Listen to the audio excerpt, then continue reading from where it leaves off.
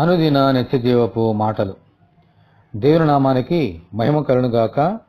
దేవుని వాక్యాన్ని చదువుకుందాము. నీ మందిరం యొక్క సమృద్ధి వలన వారు సంతృప్తి నొందుచున్నారు. నీ ఆనంద ప్రవాహంలోనిది నీవు వారికి త్రాగించుచున్నావు. కీర్తనల గ్రంథము 36వ అధ్యాయము 8వ వచనం.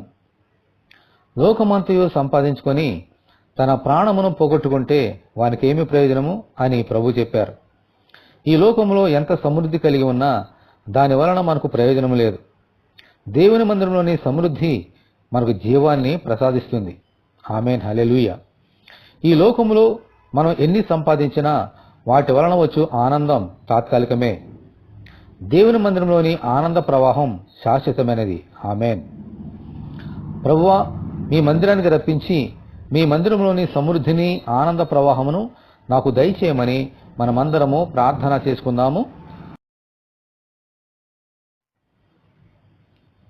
అబ్రహాము, ఇస్సాకు, యాకోబుల దేవా, మీ కొందనాలు స్తోత్రాలు చెల్లించున్నాం తండ్రి.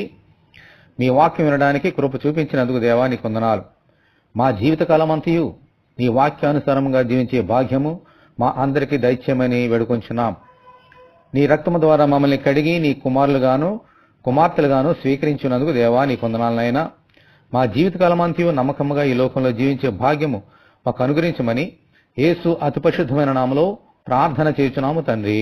ఆమేన్. మన ప్రభువైన అయిన యేసుక్రీస్తు కృప, తండ్రి అయిన దేవుని యొక్క ప్రేమ, పరిశుద్ధాత్మక అన్యోన్య సహవాసము మనందరికీ సదాకాలము తోడే ఉండి నడిపించునుగాక. ఆమేన్.